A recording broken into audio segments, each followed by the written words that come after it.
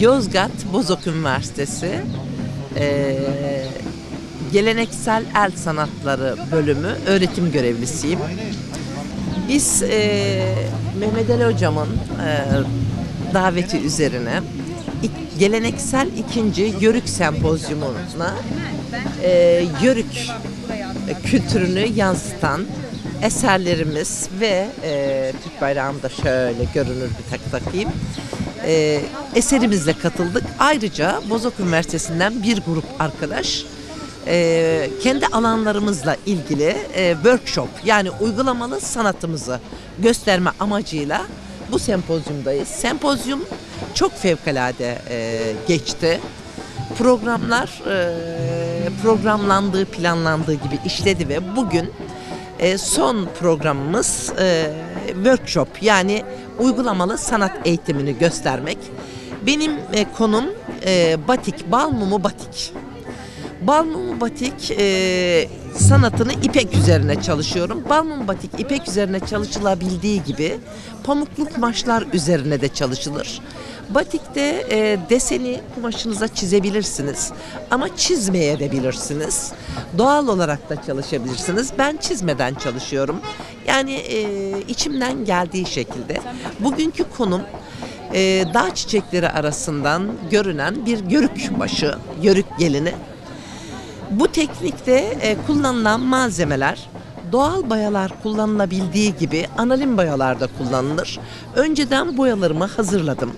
Boyalarımızı 1 kilo kaynamış su içerisine bir paket analin boya veya doğal boya, doğal boyayı çay kaşığının ucu ile kaynamış su içerisinde karıştırıp önce boyamızı soğuk su içerisinde eriterek abraj, yani renk tonlaması olmaması için eritip mordan maddeleriyle pekiştiririz. Yani sabitleriz. Mordan maddeleri nelerdir? Şap ve tuz.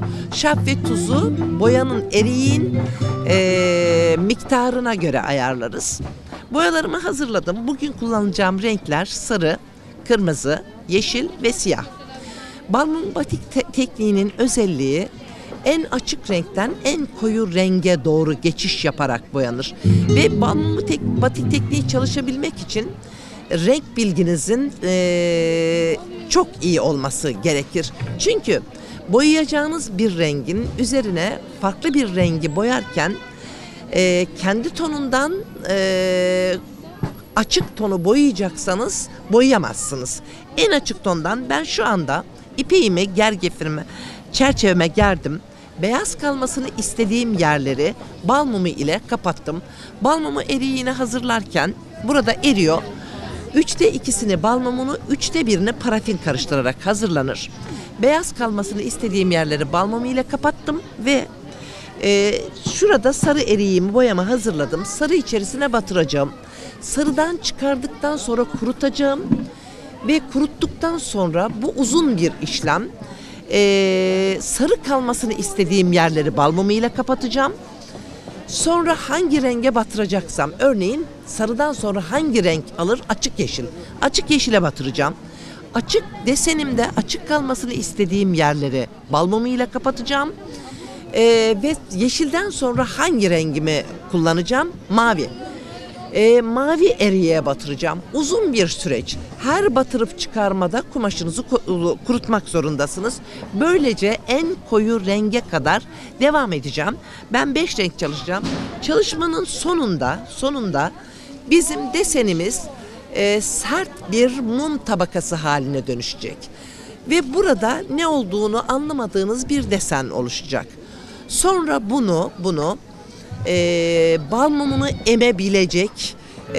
Burada desenimiz somut desenler olabildiği gibi sürpriz desenler de çıkabilir. Bal mumu batik tekniğindeki en sürpriz görüntü, her boya eriğine daldırış çıkarışımızda bal mumu ile kapladığımız bölümlerin kırılmasıyla renk alan doğal renk kırıklarıdır. Böylece eserimizi tamamlayacağız.